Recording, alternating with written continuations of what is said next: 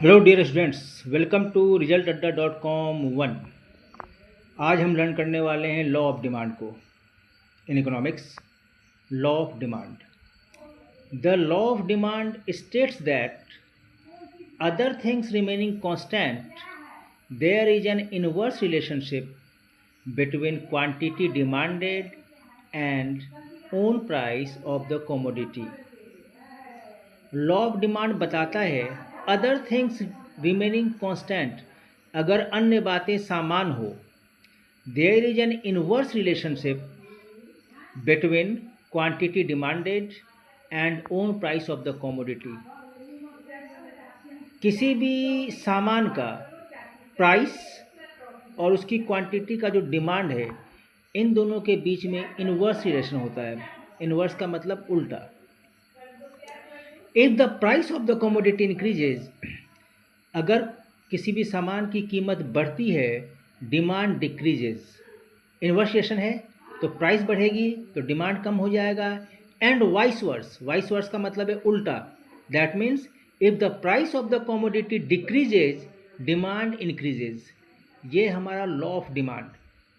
तो repeat with me with language. The law of demand states that other things remaining constant, ये बिल्कुल लिखना पड़ेगा। अदर थिंग्स रिमेनिंग कांस्टेंट का मतलब है कि ये इसके एजम्पशंस हैं, कि अगर एजम्पशंस जब रहेगा तभी हम फॉलो कर पाएंगे उसको। So other things remaining constant को आप मिस नहीं कर सकते। I repeat, the law of demand states that other things remaining constant there is an inverse relationship between quantity demanded and own price of the commodity.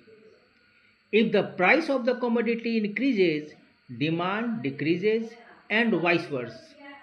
In other words, we can say if the price of the commodity decreases, demand increases.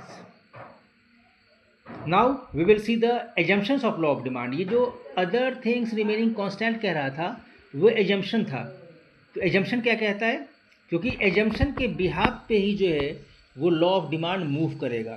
तो assumptions को देखते हैं।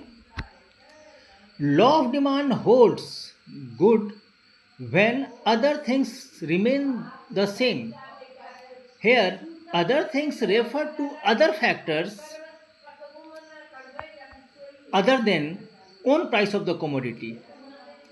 These are the following assumptions. Taste and preferences of the consumer remain constant. There is no change in income of the buyer. Price of the related goods do not change. Consumer do not expect any significant change in the availability of the commodity in near future. तो ये हमारे assumptions हैं। तो assumptions क्या हो गए? Test and preferences of the consumer remain constant. There is no change in income of the buyer. Price of the related goods do not change. Consumers do not expect any significant change in the availability of the commodity in near future. एक बार को मैं इसको explain कर देता हूँ। Law of demand जब लागू होगा जबकि ये एजम्पशंस हों।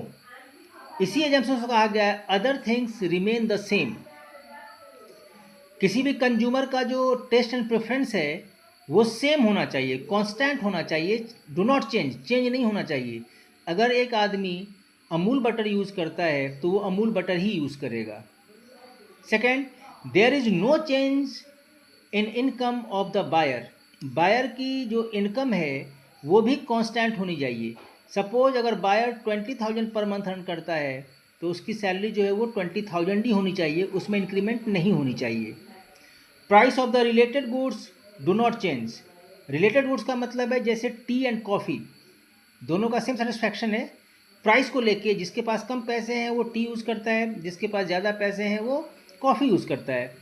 अगर कॉफ़ी की प्राइस टी के बराबर हो जाए तो ऑटोमेटिक लोग स्विच कर जाएंगे। तो इसलिए कहा गया है कि price of the related goods do not change. जो रिलेटेड गुड्स हैं उसकी प्राइस चेंज नहीं होनी चाहिए। And consumers do not expect any significant change in the availability of the commodity near future. और नियर फ्यूचर में जो सामान कंज्यूमर यूज़ कर रहा है उसमें कोई महत्वपूर्ण बदलाव नहीं होना चाहिए। There should not be any significant change, महत्वपूर्ण बदलाव नहीं होना चाहिए। ये इसके जंक्शंस हैं। तो आप इसको आज लर्न करेंगे। तो एक बारी को मैं फिर रिपीट कर देता हूँ. The law of demand states that other things remaining constant, there is an inverse relationship between quantity demanded and own price of the commodity. If the price of the commodity increases, demand decreases and vice versa. Assumptions of law of demand, ये इसका language है, इसके language को जरूर लिखें जिससे कि answer आपका इफेक्टिव रहेगा. Law of demand holds good when other things remain the same. Here, other things refer to other factors other than own price of the commodity. These are the following assumptions. Taste and preferences of the consumer remain constant. There is no change in income of the buyer. Price of the related goods do not change. And consumers do not expect any significant change in the availability of the commodity near future.